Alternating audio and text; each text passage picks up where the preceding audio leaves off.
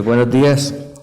Lo que habíamos programado era hacer un repaso, al menos para contestar esta pregunta clínica que está en auge, sobre todo por el impacto en un centro cardiovascular que ha crecido en el tiempo y que alberga ya gran cantidad de pacientes suficientes para una unidad cardiopulmonar. Entonces, de golpe yo intento casi siempre arrancar con esta frase: yo no voy a inventar nada, realmente es simplemente un relato de lo que está escrito en relación al screening de cáncer de pulmón. Como dice aquí Alejandro Dumas cuando arranca la primera frase de la Dama de las Camelias. Quisiera, así como hay personal en formación, recomendar algunos documentos que me parece que pueden mejorar la práctica médica de esos. Uno es este, por ejemplo. Este es un artículo de mucho valor, lo escribe el doctor Andrés Cardona y un gran amigo mío que es el doctor Sergio Mejía. En este artículo casi que está la mayoría de las necesidades del médico en formación en cáncer de pulmón y lo que se requiere para montar adecuado seguimiento para estos pacientes. De hecho, de este artículo saqué este algoritmo que probablemente es con lo que nosotros estemos familiarizados hoy en día en cómo se maneja un cáncer de pulmón acorde a los estadios, ¿sí o no? Y el estadiaje en cáncer de pulmón sirve para que uno tome decisiones: 1, de tratamiento con resección quirúrgica; 2, para que se oriente de verdad qué pacientes van a necesitar adyuvancia; y 3, para que usemos tecnologías en el estadio 4 que hoy por hoy han mejorado la supervivencia de nuestros pacientes, ¿cierto? Y de golpe, cuando logramos entender que en cáncer de pulmón tenemos estrategias amplias, pero aún no hemos logrado vencer el gran reto, que es el reto de impactar en mortalidad, al menos con las terapias actuales, para el impacto del cáncer de pulmón en estadio 3 y 4, nos damos cuenta que realmente estamos muy tardíos. Por eso volvemos más atrás a hablar de screening y de entrada nos damos cuenta de datos epidemiológicos preocupantes. Las cuentas nacionales actuales demuestran que en los últimos 30 días 26% de nuestros adolescentes están fumando, ¿sí? Lo cual es preocupante, y Medellín en todo Colombia de hecho tiene la tasa más alta en comparación con las otras ciudades. Y esto no es inocuo por lo que el tema que les voy a hablar hoy en día, porque de golpe, si bien sabemos algunas cosas de cáncer de pulmón, podemos dar un dato que a mí me parece muy valioso. En promedio, una persona que es fumadora en el día a día se fuma alrededor de 8.59 cigarrillos, ¿sí? Y un dato que no es menor es que de cada 10 colombianos, ¿sí?, 6 nunca aceptaron iniciarse en el hábito de fumar. Entre tanto, los otros 4 se dieron la experiencia y de estos 4, uno de ellos se quedó fumando toda la vida. Probablemente ese paciente es el que nosotros vemos en el día a día. Teniendo en cuenta que esto ha mejorado dramáticamente. Miren, en Medellín en los años 70 casi que la mitad de la población fumaba. Hoy en día alrededor del 12 al 15% de la población adulta fuma, pero tenemos nuevos retos que probablemente nos enfrentan a una salud pulmonar condicionada, que son el aumento de la contaminación y el empeoramiento del material particulado que día tras día expone a nuestros pacientes a un mayor compromiso pulmonar. Y esto ha hecho que desde hace muchos años, al menos en todo el mundo, enfrentándonos a enfermedades de alta prevalencia, desde el año 68, en el año que nació Colciencia, en el año que se fundó Coldeportes, coincidencialmente, los autores Jay Wilson y el doctor Hübner empezaron la definición y el consenso de lo que era el cribado para la sociedad. Y el cribado para la sociedad es simplemente reconocer que una enfermedad tiene una biología favorable para ser cribada, que el criterio más importante para que una biología sea de facilidad para ser cribada es que usted tenga un periodo latente amplio, ¿cierto? Y esto es lo que nos pasa en cáncer de pulmón. Segundo, que tenga una epidemiología de alto impacto, y quizás sea la primera estrategia para empezar a cortar ese animal de 3 cabezas, porque las condiciones a las que estamos llegando en cáncer de pulmón de verdad que no son favorables en el mundo, y lo que tenemos que hacer es empezar a buscar, y los que decían ellos en todas las enfermedades que se empezaron a tamizar a partir de los años 80, es que cuando usted acepta que hay un tratamiento que tempranamente puede impactar los desenlaces duros de una enfermedad, usted está en toda la necesidad en salud pública de hacer un screening. La OMS de hecho define screening como identificar una población, de esa población identificar el impacto de la enfermedad y tratar de aplicar test diagnósticos, exámenes o test de aplicación rápida. Tiene unas características la OMS, dice, la prueba tiene que tener bajo número de falsos positivos, tiene que ser rentable para los sistemas, tiene que estar certificada, ser una prueba de bajo riesgo, lo que pasa con la citología vaginal, lo que pasa con el autoexamen de mama, lo que pasa con el screening de cáncer de colon, ser reproducible, ser accesible y que es el más difícil, que es ser rentable. Luego, si uno tiene eso claro y tiene en cuenta que el cáncer de pulmón de verdad, en la diapositiva que ustedes vieron como número 2, es una enfermedad de difícil tratamiento, parece que esta justificación es sencilla para entender una necesidad de cáncer de pulmón. Y hay solo 5 datos en esta diapositiva. De todas las neoplasias que existen y que afectan el ser humano, el 11.6% en esa lista de pacientes enfermos con neoplasia están enfermos por cáncer de pulmón. Pero hay una cosa que sí impacta más de cáncer de pulmón en todo, y miren la distribución en torta de frecuencias. El cáncer que más mata en el ser humano es el cáncer de pulmón, 18.4% de las muertes totales por cáncer, con una preocupación grande, que es que la estadística del GloboCan dice que más o menos el crecimiento será exponencial a un 70% de lo que tenemos ahora alrededor del 2030, y miren las tasas de mortalidad ajustada por edad en varones y mujeres, que parece ser mayor en mujeres, mayor en hombres. Luego, entonces, uno pudiera decir que esta cifra es global y a uno se la venden y parece aburridora, pero a mí me gusta presentarla más así, ¿sí? Porque cuando uno ve ese mapa rojo, se familiariza con lo que es de uno, y como nosotros en Antioquia vemos que este mapa de frecuencias aparece en rojo y somos el departamento donde más se nos mueren los pacientes de cáncer de pulmón, quizá vamos a tener un poco más de impacto y más sensibilización frente a esta conferencia. Luego, entonces, podemos ver en la siguiente gráfica una relación proporcional entre el porcentaje de tabaquismo en los diferentes departamentos y la mortalidad de cáncer de pulmón, razón por la cual aquí ya tenemos un blanco que justifique que nosotros paremos bolas en esta conferencia. Les voy a dar otra justificación para parar bolas en esta conferencia. Miren ustedes cómo la mortalidad, cuando usted aumenta el estadio del cáncer de pulmón, pues se va haciendo al menos mayor, las tasas de supervivencia, que es pues sería la contraparte de esto, son mayores en los estadios iniciales de la enfermedad, y miren cómo en los estadios finales, a 5 años, pues los pacientes tienen supervivencias inferiores al 10%, al menos en estadio 4 en los siguientes 5 años.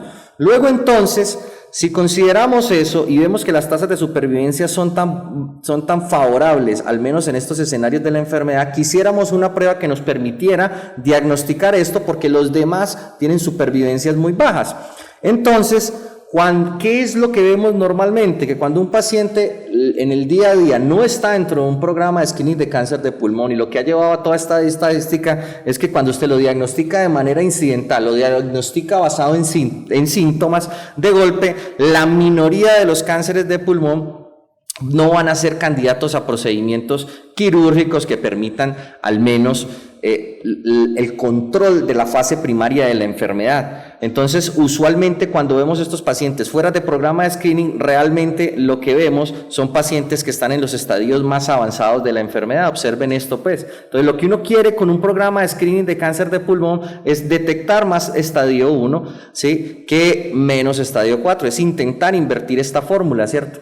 Esta historia es vieja. Realmente el intento de screening de cáncer de pulmón nace con la necesidad de cribado. Hace mucho tiempo se sabe que el cáncer de pulmón es mortal. El primer trabajo fue el proyecto de Mayo Clinic. El proyecto de Mayo Clinic consistía en hacerle una radiografía y una citología de esputo, y ellos lo intentaron hacer en casi 4.500 pacientes. De hecho, el estudio se hizo, le hacían radiografía de tórax 4 meses, cogían fumadores de más de 20 paquetes al año, le hacían una citología de esputo. Pero ¿qué pasó? Un dato que es muy bonito y yo lo quiero mostrar aquí, por eso les traje solo esta gráfica de ese estudio. Observen que de esos 4.000 pacientes versus un grupo de control que no le estábamos haciendo nada, realmente se detectaron en estadio temprano solo el 46%. Eso quiere decir que la mayoría de esos pacientes no se beneficiaba de una intervención quirúrgica que pudiese al menos tener un margen de curación de la enfermedad. Luego entonces, por eso el impacto en la mortalidad entre los dos grupos, pues en una época más primitiva de la epidemiología no era estadísticamente significativo. Pero quizá los que mejor dieron la pauta para esto fueron los japoneses. Los japoneses cogieron en los años 90, entre 1993 y el 95, 1.369 pacientes de alto riesgo. Criterio sencillo, más de 50 años, 20 paquetes año. Cogieron y le aplicaron a estos pacientes, ¿sí?, inicialmente tomografía y radiografía, y de esos trabajos lograron detectar 15 casitos de cáncer de pulmón, con una cosa que es muy importante: 11 de esos 15 pacientes tenían una radiografía negativa. Luego entonces dieron la primera pauta para pensar que el punto de partida grande sería la tomografía de tórax. Las estrategias posteriores, que son las que más conocemos, son la estrategia del NLST del año 2011 realizada por el Instituto de Salud de los Estados Unidos, que logró tener por primera vez impacto de mortalidad, y quizá la estrategia más organizada fue la estrategia de los Países Bajos. Hasta hoy entonces, el día de hoy, tenemos dos grandes RCT, que son el NLST Trial y el Nelson Trial, y experiencias de programas que se han ido implementando. De hecho, el programa de Reino Unido apenas salió este año, ¿sí? ¿Por qué? Porque se hacen pruebas y pruebas y pruebas intentando ver un modelo que sea costo efectivo, porque es que el screening de cáncer de pulmón es democratizar el diagnóstico de la enfermedad, no lo que nosotros hacemos, porque cualquiera le puede hacer una tomografía a su paciente individualizado dentro de una consulta, ¿sí o no? Sobre todo pues en un centro cardiopulmonar como este, en donde vemos pacientes que tienen una prevalencia de tabaquismo mayor, y en una ciudad que ya vimos que esto tiene impacto en mortalidad. Luego entonces pasamos a un punto.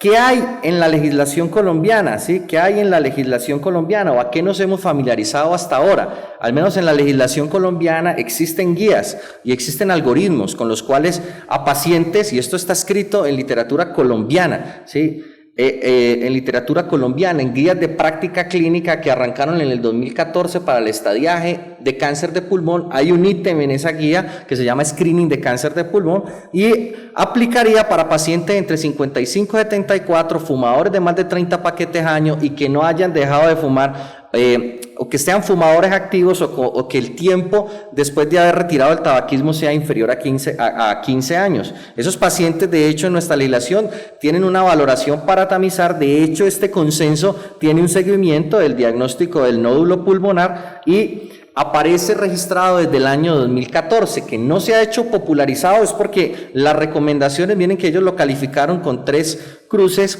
en este consenso grade, ¿sí? Y de hecho la actualización del 2021 no se refirió en nada a este sistema, pero de golpe en el planeta Tierra se han ido adaptando progresivamente sin tener una creación de un programa de esto. O sea, todo el mundo sabe que hay que hacer screening de cáncer de pulmón, pero no hay un programa democratizado, no hay un cartel de salud pública en la mayoría de las instituciones prestadoras de salud o en las EPS donde usted lo inviten a hacer un programa de screening de cáncer de pulmón. Razón por la cual entonces, para lo que queda de esta charla, lo que usamos fue simplemente una búsqueda de cáncer de pulmón, una revisión de un marco teórico de screening de cáncer de pulmón que tuve la oportunidad de hacer para un trabajo de investigación. Algo de la ruta de cáncer y un poquito de apoyo de inteligencia artificial, para ver la inteligencia artificial, al menos en esa discusión que tuvimos, que me decía, ¿sí o no? Y para eso entonces quisiera primero empezar la pregunta así: ¿a quién tamizar? Entonces uno dice, ¿a quién tamizar? Esa va a ser la primera pregunta. Ya vimos, es sencillo, la conferencia se puede acabar en este momento, porque son pacientes que sean fumadores, que tengan la edad que cumplan y que cumplan el criterio pues de ingreso, y ya les voy a mostrar el resto de cositas de exclusión. Nosotros entonces sabemos que lo que buscamos todos los días, y estamos más familiarizados con el impacto de un nódulo pulmonar, y de hecho a uno como internista y a uno como médico general lo pueden enfocar un nódulo pulmonar y uno casi que empieza a buscar todas estas cosas, o si no abre un celular y dice cuánto mide, cuál es la atenuación, dónde se localiza, cómo crece, cómo tiene los bordes, está calcificado o no. Compara con imágenes previas, porque este es el ejercicio probablemente más bonito que uno puede hacer, y coge un modelo de predicción, mete estos datos en un software. Este por ejemplo es el de Brock, ¿sí? Ustedes ya saben que además mira a ver cuál de sus modelos de predicción es mejor, el de Mayo, o el de Brock. todos son iguales, son complementarios pues de golpe, y probablemente con eso determine la necesidad de hacer una biopsia, ¿sí?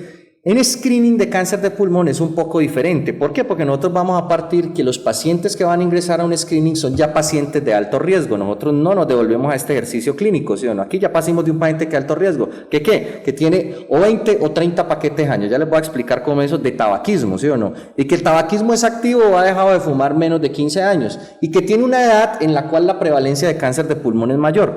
Entonces, ¿qué se hace? ¿O qué es lo recomendado? Entonces, lo recomendado es hacer una tomografía. ¿Qué es una tomografía de baja dosis? Entonces, lo que se hace es configurar la dosificación para que la dosis sea 7 veces menor que lo que se hace en una tomografía normal, más o menos inferior a 2 milisievert, en promedio 1 milisievert.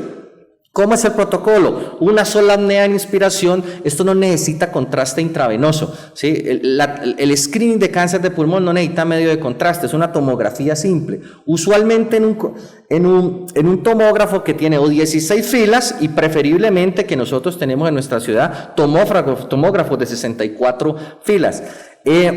Y hacemos un corte. Los cortes que más se van a evaluar idealmente deben ser inferiores a 2.5 milímetros. Los ideales son cortes de 1 milímetro, y se va a evaluar de una característica con las mismas definiciones que nosotros conocemos clínicamente para nódulo. Nódulo igual va a ser todo lo que sea por debajo de 3 centímetros. Si tiene más de 3 centímetros va a ser una masa. ¿Cómo se va a definir el tamaño? Que esto es muy importante a la hora de ustedes entender la clasificación. Entonces, el tamaño usualmente para los subsólidos, para los sólidos, para los nódulos parte sólida y para los nódulos sólidos, igual se va a sacar un diámetro del eje anteroposterior, y miren que se hace una medición en el eje transversal, y se hace simplemente una sumatoria del componente subsólido y del componente sólido. Desde el sólido pues es mucho más fácil coger su diámetro y hacer un diámetro circunferencial de los dos, y así se va a reportar, ¿sí? Así se va a reportar. Entonces nosotros podemos tener un nódulo sólido, un nódulo con componente sólido y un nódulo de vidrio esmerilado como este.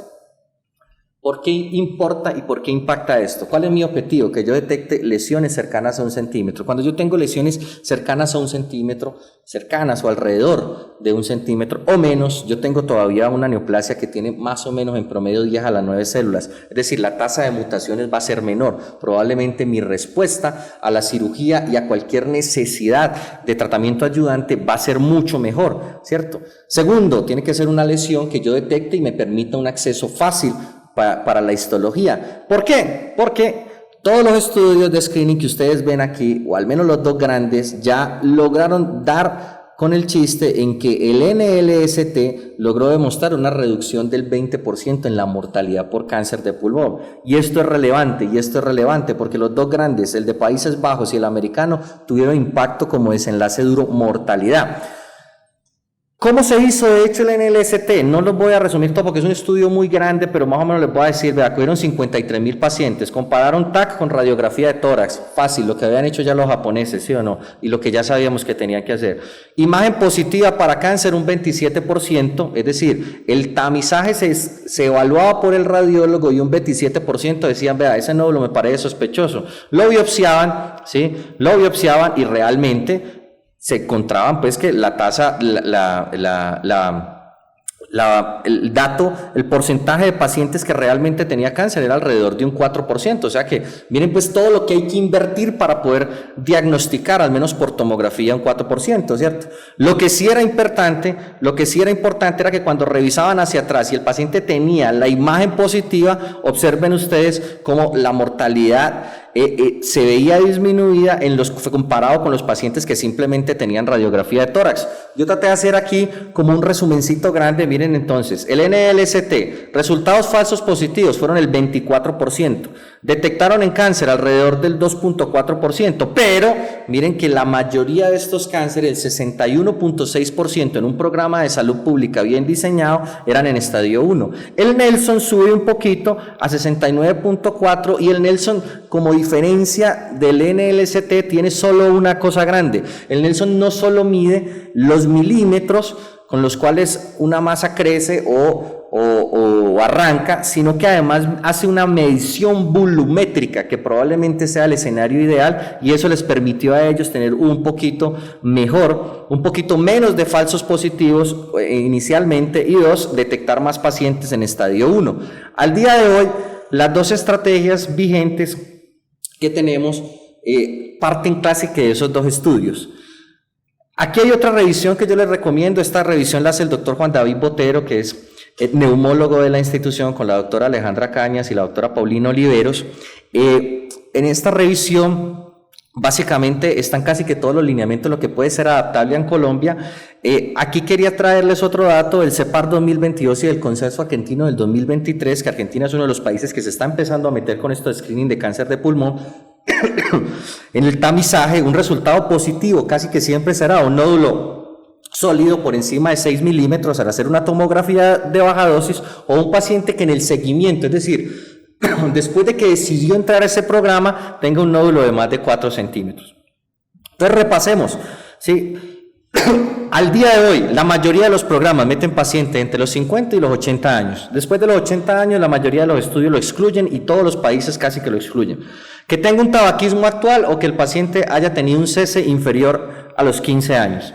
La tasa de tabaquismos para los estudios originales fue inicialmente 30 paquetes año. Hoy por hoy en algunos trabajos se acepta 20 paquetes año, ¿sí? Y que usted tenga cómo hacer seguimiento en el tiempo y no tenga una enfermedad pulmonar condicionante que le permita tener exclusión. Me explico: si usted tiene una enfermedad pulmonar obstructiva crónica avanzada, ¿sí?, que el paciente tiene una historia natural de la enfermedad no intervenible y tiene 77 años, ¿sí?, pues hombre, el beneficio del screening, ¿sí?, en una enfermedad pulmonar avanzada que ya lo tiene con oxígeno en casa, de alto flujo, etcétera, etcétera, pues va a ser menor. Entonces lo que necesitamos es entender pacientes que todavía quieran entrar a un programa. ¿Por qué? Porque lo que queremos es impactar por la mortalidad y no que entren con una estrategia, o un paciente con una fibrosis pulmonar que esté teniendo con una capacidad vital forzada de 1 litro. Meter a ese paciente un protocolo de screening pues no tiene sentido, ¿cierto? Entonces es importante que ustedes entiendan que los pacientes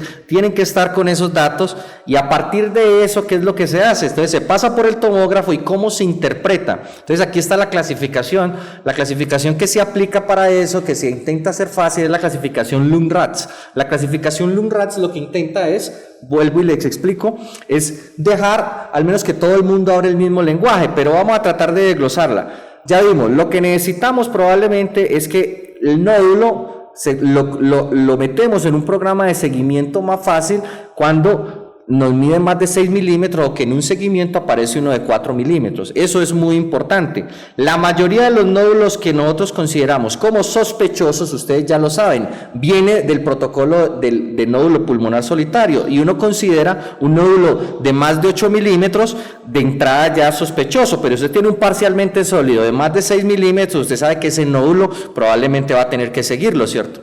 Mientras que un nódulo inferior a 4 milímetros probablemente es un paciente que dentro del screening simplemente seguirá haciéndose su tomografía anual y no tendrá que parar, porque es que cuando usted entra al screening acepta que le van a hacer al menos una tomografía anual. Ya les voy a decir hasta cuándo, ¿cierto? Entonces, lo que yo quiero detectar en teoría entonces son pacientes que tengan del 4A en adelante, sobre todo estos, ¿cierto? Los que tengan un nódulo, por ejemplo, un nódulo sólido, un nódulo que quede en la vía aérea, o un nódulo que tenga más de 8 milímetros, ya te alerta y te dice, hacerle un TAC contrastado, que probablemente ese paciente, y un PET si mide más de 8 milímetros, y vas a tener que hacerle una biopsia, ¿cierto? Lo mismo un nódulo que tiene un quiste pulmonar atípico, sabes que ese paciente va para biopsia. Un 4X, probablemente un nódulo espiculado con un tamaño de más de 15 milímetros, va para biopsia. Luego entonces, este es nuestro objetivo. Nuestro objetivo es que detectemos esos nódulos de más de 6 milímetros, ¿sí?, los estadifiquemos y de inmediato definamos que es biopsia. Aquí les pongo 4 ejemplos. Miren, este 5 milímetros sólido, compromiso subpleural, entra en una categoría 2. Este paciente sigue en el screening, porque el programa hace el screening porque él ha seguido fumando, o porque vamos a meterlo en un screening para quitarle el tabaquismo, y él igual su riesgo va a seguir por los siguientes 15 años. Si este nódulo, por ejemplo, 6.1 milímetros, es un categoría 3, probablemente le hacemos un tag de seguimiento. Miren este otro en un programa de screening de cáncer de pulmón, 8 milímetros, categoría 4, se hicieron seguimiento a los 3 meses, desapareció. Pero miren este que está espiculado, irregular, ¿sí? 16 milímetros, este paciente ya de entrada va directamente a biopsia y es un paciente al que se le confirmó cáncer de pulmón. ¿Por qué les digo esto? Y casi que la razón es relevante. Nosotros intentamos buscar los 4, ¿sí? Porque son los que tienen al menos un riesgo de malignidad por encima del 15%. Los otros tienen un riesgo de malignidad por debajo del 2%. Eso es importante. Cuando usted le reporte en un screening de cáncer de pulmón, que en nuestra ciudad ya se han empezado a hacer, usted tenga claro que si le dicen que eso es de 4 para arriba, usted ya tiene un riesgo de malignidad alto y usted va envenenado, va rápido, va dinámico, ¿sí? Usted como médico tiene que ir a tomar decisiones. Las sociedades que dicen, vea, ¿cuánto tiempo vamos a hacer? Porque esto es democratizar, ¿sí?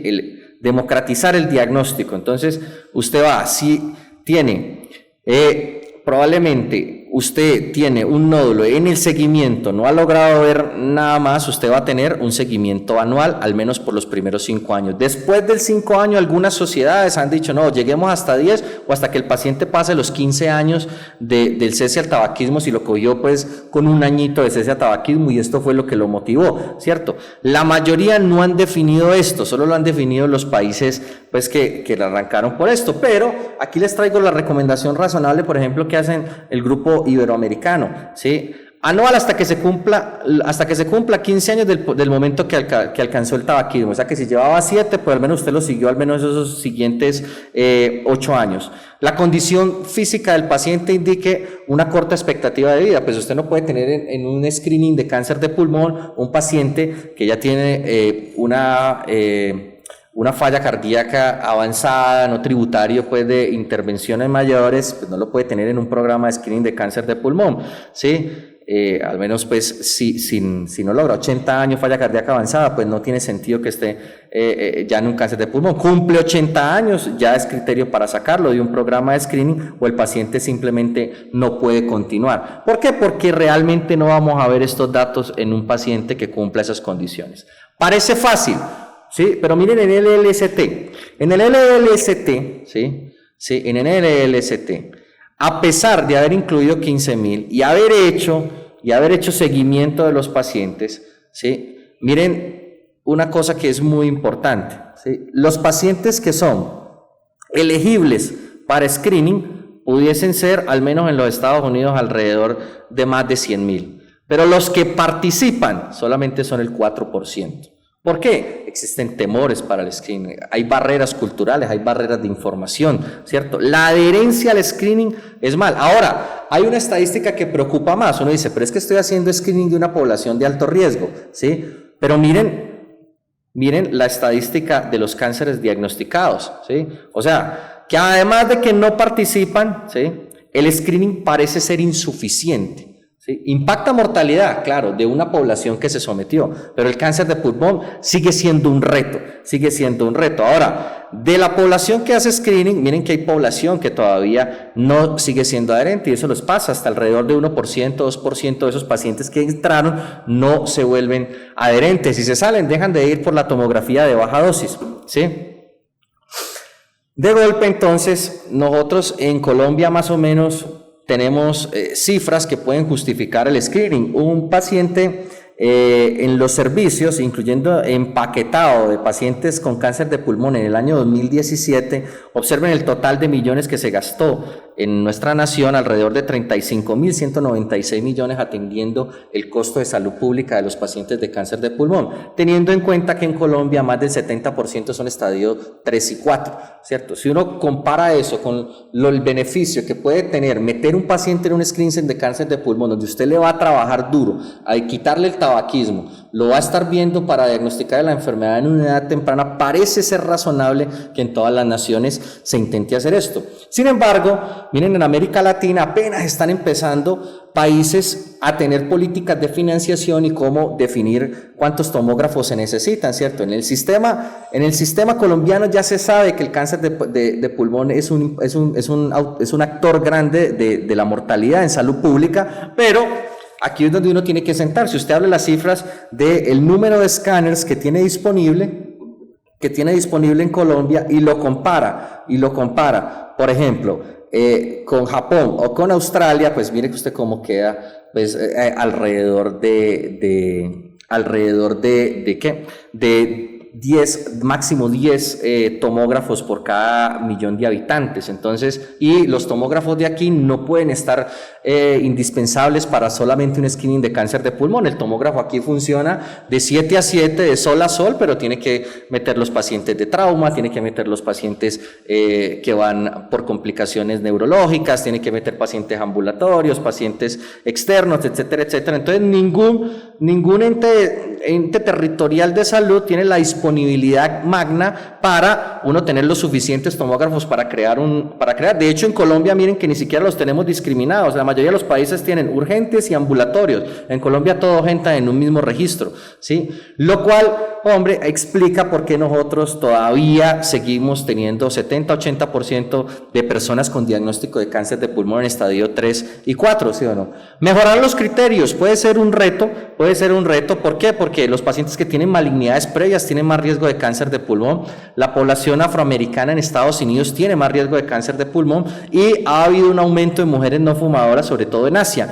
Entonces hay factores de riesgo adicionales para cáncer de pulmón que se han intentado tocar, pero esto pues todavía sigue siendo más reto. Pero yo les pongo un escenario de soluciones fácil. Un escenario de soluciones fácil son los pacientes con EPOC. En las clínicas de EPOC, por ejemplo, como esta, que les voy a mostrar aquí de Oakland y de Carolina del Sur, se metieron 18.463 fumadores de alto riesgo que ya tienen un rótulo de diagnóstico de EPOC. Se siguieron los criterios de NLST, más de 30, en esa época para este estudio todavía no lo habían bajado a 30, a 20, estaba con 30 paquetes al año, más de 55 y tabaquismo activo, o que hubiese dejado de fumar en los últimos 15 años. Le hicieron diagnóstico espirométrico y le hicieron tomografía de baja dosis a toda la población, y lograron identificar 757 pacientes.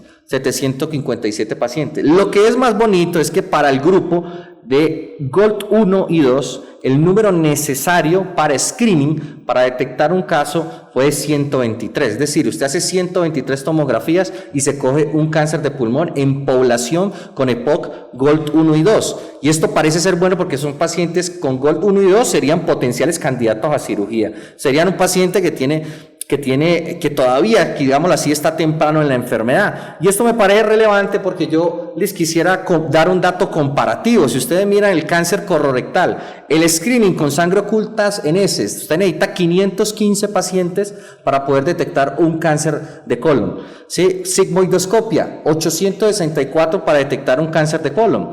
Mamografía, usted necesita entre 600 y 1700 mamografías para detectar un cáncer de colon.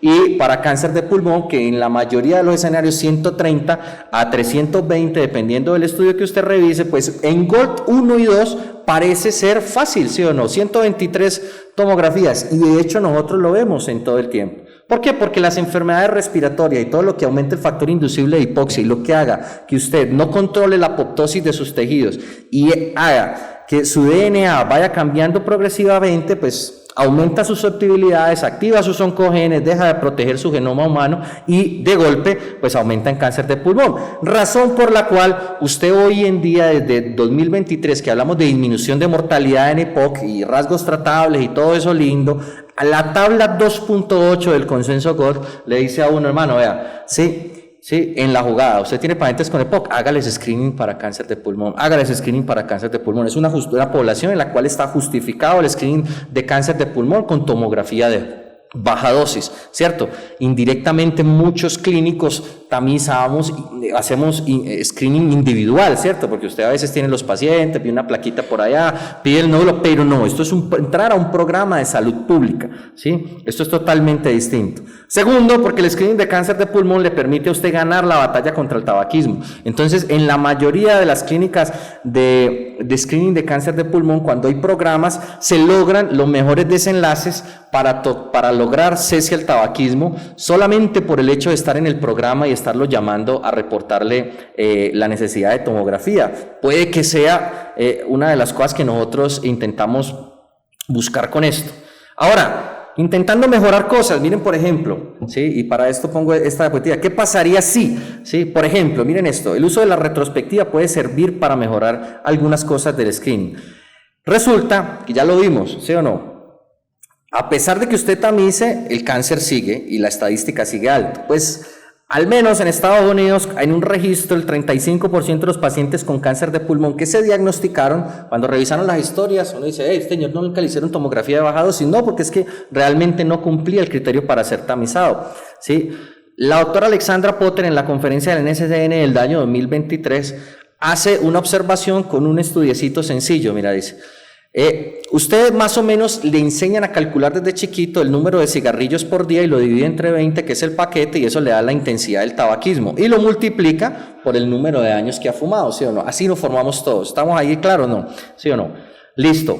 Pues les voy a mostrar una cosa. Haciendo un simple cambio, es decir, omitiendo esto y solo poniendo más de 20 años de la duración del tabaquismo, teniendo en cuenta, por ejemplo, el dato que tiramos al primero, que la gente se fuma alrededor de 9 cigarrillos en promedio cuando acepta ser fumador.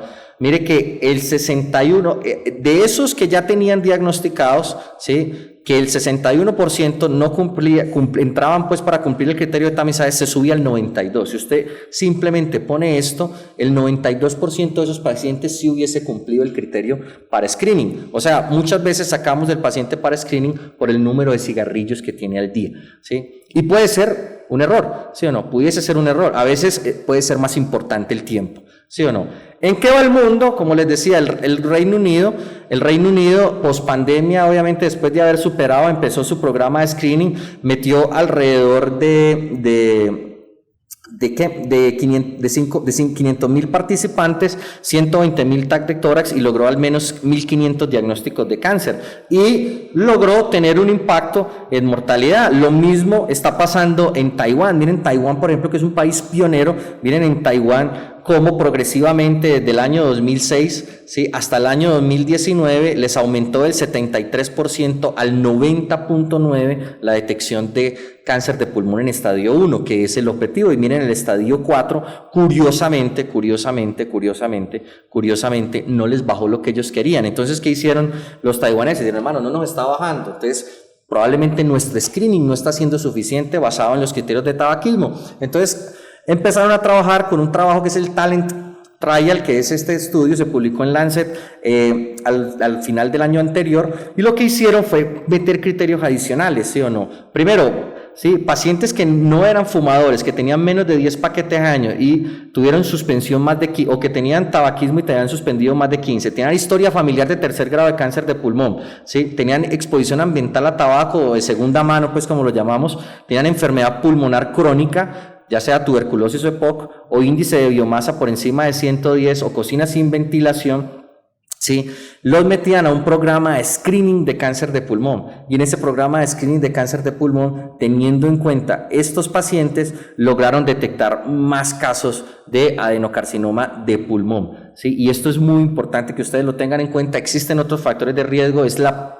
primera nación pionera. De hecho, aquí está el enlace para los que lo quieran ver, ¿sí? Habían publicado otro trabajo que era el FANS, y esto es muy bonito porque ellos casi que nos están hablando de una necesidad inminente de otras cosas. ¿Hay otros factores de riesgo para cáncer de pulmón? Sí, no solo el del tabaquismo. Por ejemplo, el radón, el asbesto, la historia familiar, el EPOC, el tabaquismo de segunda mano. Uno individualizaría a cada paciente y a todo el mundo terminaría haciendo una calculadora de riesgo. Como esto es salud pública y uno intenta es que en salud pública todos se beneficien, entonces es factible lo que el NSS ha hecho. El NSSN ha bajado esto de 50 años, de 55 a 50 y de 30 a 20, porque ha logrado ver algún grado de beneficio sin tanto impacto en mortalidad.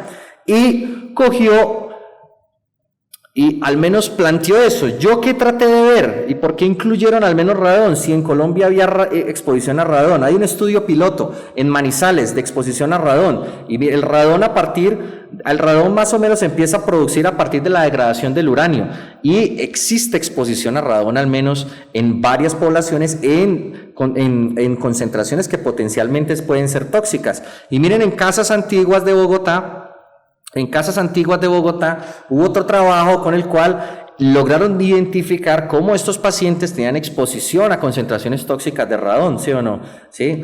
Y esto parece ser importante porque cuando se ha logrado pacientes que tienen sitios o hay estudios en salud pública con altos niveles de radón en ambiente, realmente cuando los empiezan a hacer screening van a encontrar mayor susceptibilidad a tener cáncer de pulmón en estadio temprano. Con asbesto se intentó, de hecho en Canadá ya se hizo con asbesto, cogieron pacientes que tuvieran más de 5 años de exposición. El asbesto ya hoy en día, al menos en Colombia, se intenta erradicar, y tuvieran más de 50 años con alguno de estos factores de riesgo, alcanzaron a hacer una implementación en más de 500 pacientes y arrancaron a coger 7 cánceres de pulmón, ¿cierto? Además de que cogieron mesotelioma, que es importante que ustedes lo tengan en cuenta, ¿sí? Cogieron mesotelioma y cogieron cáncer de pulmón.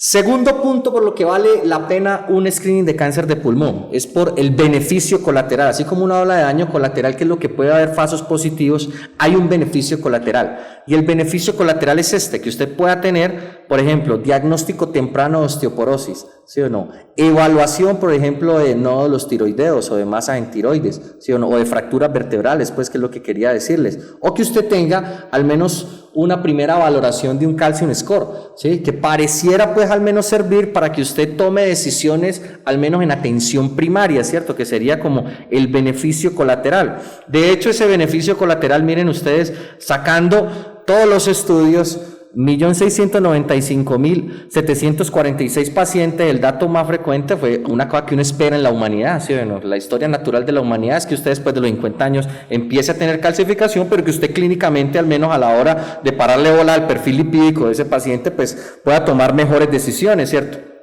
Y esto es importante porque aquí, miren, alrededor de 2.2% de los pacientes se detectan con fibrosis. ¿Qué hay de nuevo además? Entonces, que todas las personas que vayan a hacer screening de cáncer de pulmón en el tomógrafo para los pacientes con índice de masa corporal por encima de 30 se les ajuste la dosis de radiación, ya no a menos de 3, pues idealmente cercano a 1 o 2, sino que con esos pacientes se sube un poquito la dosis para poder tener una mejor imagen, ¿cierto? Que esto pues me parece relevante como para que ustedes lo tengan. Con esto entonces, por ejemplo, el Reino Unido hizo un mapa muy bonito. En este mapa realmente ellos hacen el screening y 100% de los pacientes después de que entran al screening han sido derivados a clínica de tabaquismo, porque además del impacto cardiovascular es que usted quita el tabaquismo. Si usted quita el tabaquismo probablemente impacta más en salud pública que los datos pues que le da la detección temprana.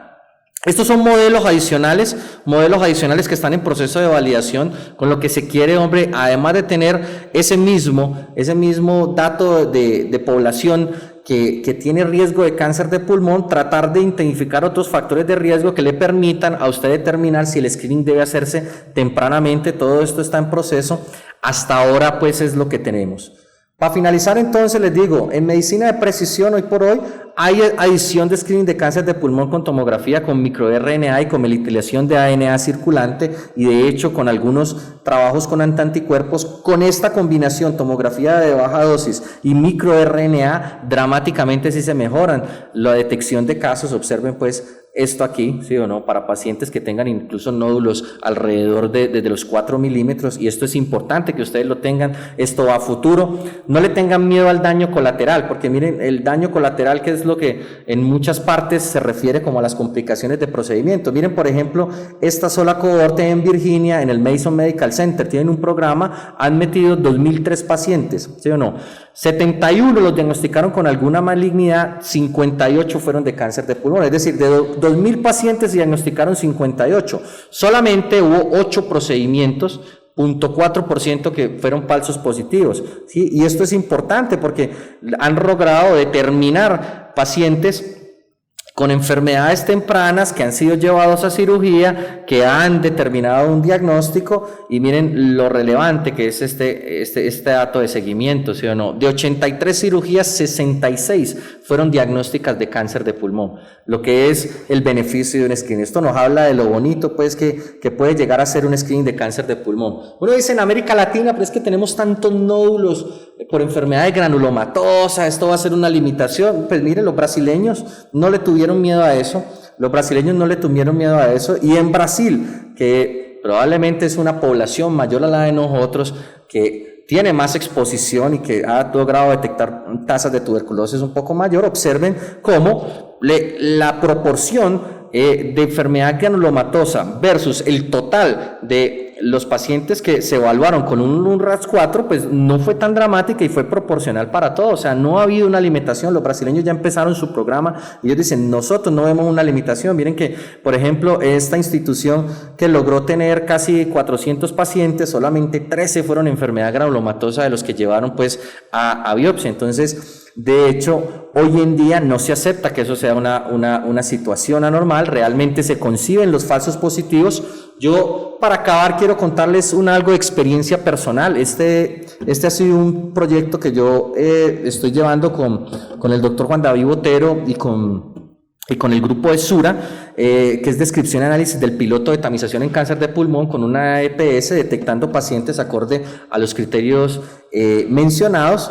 800 casos de screening en la primera tanda, con un grupo multidisciplinario se valoró, una EPS colombiana de parte de su iniciativa aprobó su presupuesto, y en el primer año hay 4 casos diagnósticos confirmados, hasta ahora entonces un NNS de 200, ¿sí o no? Parece ser interesante, ¿sí o no? Porque esto puede tener impacto, ¿sí o no? Porque es que miren, para uno atender adecuadamente cáncer de pulmón ya diagnosticado, avanzado, miren todo lo que necesita, y por eso quisiera dejar este punto. Miren que usted necesitaría un número de especialistas mucho mayor por el número de habitantes que tiene. Entonces, neumólogos hay 300, y miren la relación, entonces hay un neumólogo por cada 153.800, y miren el número de neumólogos que hay por cada paciente de cáncer de pulmón, 22. Ahora, listo, nosotros entramos en la primera fase de diagnóstico seguimiento, vamos entonces a cirujanos de tórax, hay 1 por cada 84 casos de cáncer de pulmón, ¿sí o no? Vamos a oncólogo, 1 por cada 560 casos de cáncer de pulmón, ¿sí o no? Esta cifra hay que bajarla como sea, ¿sí? Esta cifra hay que bajarla como sea. No sé si aumentando el número de especialistas, eso no me compete a mí, pero al menos el número de casos de cáncer de pulmón sí puede tener impacto a partir de un programa de screening. Yo estoy convencido firmemente que esto en el tiempo tiene que servir, ¿sí? Por eso me he vinculado, pues, al menos desde la fase de investigación. Esto es todo lo que promociona el Instituto Nacional de Salud de los Estados Unidos, intentando esa promesa de disminuir ese 20% de mortalidad, mejorando la adherencia de los pacientes y logrando quitar esa batalla contra el tabaquismo, ¿cierto? Finalmente, América Latina, año 2024, ahorita en la revista Respirar Alat se trató de hacer una recomendación de los requerimientos mínimos. Entonces, requerimientos mínimos, que usted lo derive un profesional, que lo evalúen, que le apliquen adecuadamente los criterios, edad de 50 a 55, el con el que usted se quiera quedar, ¿sí? El tabaquismo activo o en los últimos 15 años, la carga tabáquica cada país debería escoger, si va a tamizar a partir de los 30 paquetes años, los 20, los Estados Unidos ya está 20-50, ¿sí? Que usted diga, hermano, no tiene otra cosa que tenga que seguir en los últimos 5 años, porque si usted está siguiendo un cáncer de colon, pues va a meter un paciente screening, no, usted ese nódulo es factible que sea una metástasis de cáncer de colon y usted se va a enredar y el paciente esté asintomático, ¿sí o no? No tenga criterios de exclusión, que es que el paciente no quiera dejar el tabaquismo, debería ser un criterio de exclusión. Usted tome, registre el paciente en una base de datos, le haga la primera tomografía de baja dosis, interprete cuál es el LUNRATS y siga el paciente dentro de su evolución. Eso debería ser lo que estemos haciendo en América Latina. No está lejos, como les digo, Argentina, Brasil ya lo están haciendo. En Colombia hay algunas personas y grupos que se están arrancando. Yo finalmente quisiera agradecerles a los que estuvieron aquí. Dios les bendiga.